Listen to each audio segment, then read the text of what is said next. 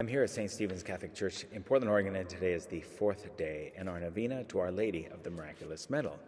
Now you see things look a little bit different in this video because we want to set the stage for Our Lady's first apparition to Sister Labouré. Now you recall that finally Zoe was able to enter the Sisters of Charity, and now she is given the name Sister Labouré. She has not yet taken her vows, so she's a novice at this point, and she has not been given the name Catherine yet as a religious name. So at this point, she is Sister Labouré. We come to July 18th, 1830, and this is the eve of the feast of St. Vincent de Paul, the founder of their religious community. So they have spent all day preparing the chapel. And the chapel has been transformed into a homely elegance of flowers, snowy linen, and polished candelabra in preparation for the feast day Mass.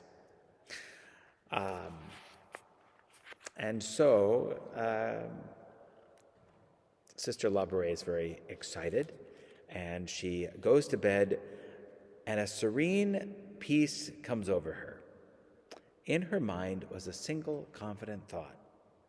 And where does this come from? But in her mind is this thought: tonight I shall see her. Tonight I shall see the Blessed Virgin. She closed her eyes and slept.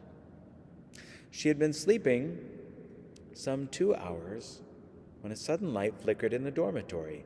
The light came from a candle carried by a little child of 4 or 5, a child of extraordinary beauty and so surrounded with radiance that the whiteness of his little gown was dazzling. He approached the bed where Catherine lay. He called her softly, "Sister Labouré." She did not stir. He called her again, insistently, "Sister Labouré." She moved a little. His voice had entered her dreams, and sleep was slipping away. And then, "Sister Labouré," once more. And Catherine awoke, her eyes big and staring. She turned her head in the direction of the sound. It seemed to come from near the door, and through the haze of her bed curtains, she saw the brightness. She sat up quickly and drew the curtains. The child said, "Come to the chapel. The Blessed Virgin awaits you." Catherine was not frightened. The child had come to take her to Our Lady. It was the moment she had longed for and prayed for the great part of her life. Only one thought, leaping into her mind, made her hesitate. We shall be discovered. "Do not be uneasy," the radiant vision answered. "It is 11:30. Everyone is asleep. Come, I am waiting for you." Catherine jumped out of bed and threw on her clothes, and the child led the way to the door, and they passed into the hallway. She was amazed to find the hall lights burning. Down the narrow stairs they went, for the chapel was on the first floor. Catherine's wonder mounted. Everywhere the lamps were lit, and yet they met no one. Once or twice in her eagerness she hurried ahead of her little guide, then fell back in humble confusion. And now they were at the chapel. Catherine gazed in astonishment when the heavy door, which must be locked, swung wide at the child's mere touch.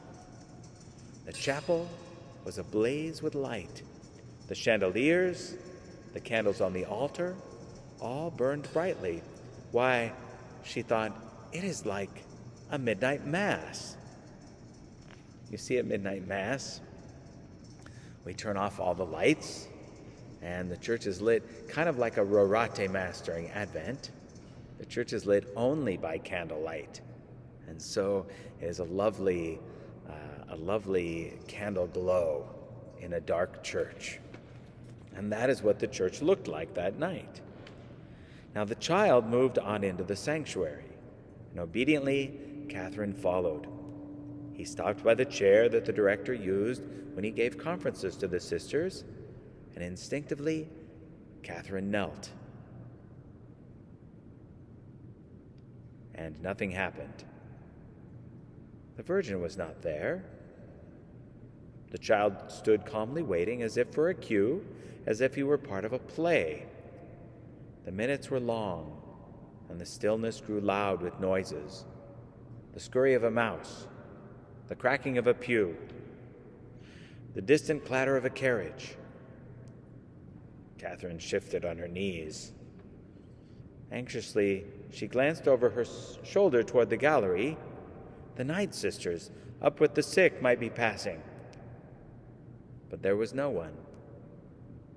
And suddenly the child spoke. "Here is the Blessed Virgin." In the same instant, Catherine heard a sound like a rustling of a silk dress, and looking toward the direction of the sound, saw a lady descending the altar steps. The lady seated herself in the director's chair. As she sat there, she reminded Catherine of St. Anne in the picture over the sacristy door. Catherine's eyes flew to the painting and back to the lady. But no, she was not like St. Anne. A doubt clouded the novice's mind. Was this really the Mother of God? The child reassured her. "This is the Blessed Virgin." Even this did not allay all her doubts. Was the whole thing a dream, a fancy of the night? She blushed.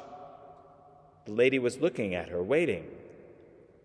The child spoke again, startling her, for now his voice was a man's voice, deep and commanding and stern. And she held back no more, but threw herself at Our Lady's knee and rested her hands in Our Lady's lap. Then she lifted her head and looked up into her mother's eyes. Many years later, she was to write with ecstatic remembrance of this moment, since it was the sweetest of her life. "My child," said the lady, "the good God wishes to charge you with a mission." But that could wait. This moment was Catherine's. And Mary went on to tell her of God's plans for her, to warn her of the trials that would come upon her, and to show her how she should bear them. The good God wished to charge her with a mission. She would meet with many difficulties in carrying it out, but she would overcome the difficulties by thinking upon the glory of God as her reason for doing what he wanted. Most comforting of all, she would know with unerring certainty the will of God. She would be spiritually secure, for she would recognize at all times what God wanted of her. "You will be tormented," Our Lady continued, "until you have told him who is charged with directing you. You will be contradicted, but do not fear. You will have grace. Tell with confidence all that passes within you. Tell it with simplicity. Have confidence. Do not be afraid. You will see certain things. Give an account of what you see and hear. You will be inspired in your prayers. Give an account of what I tell you and of what you will understand in your prayers. The times are very evil. Sorrows will come upon France. The throne will be overturned. The whole world will be upset by miseries of every kind."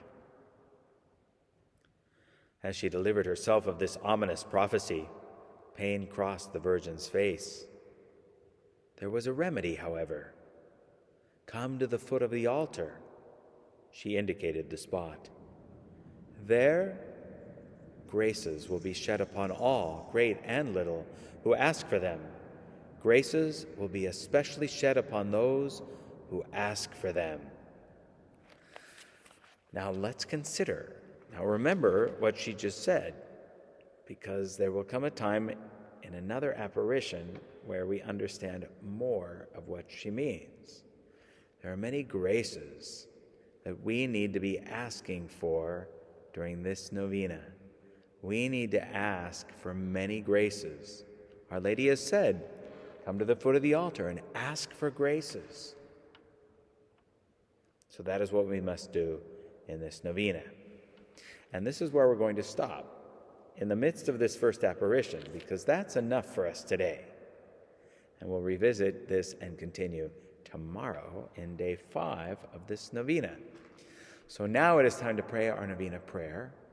And you can click on a link in the description below the video to print out the novena prayer, and click on another link to watch the novena prayer and pray along with me here in the church.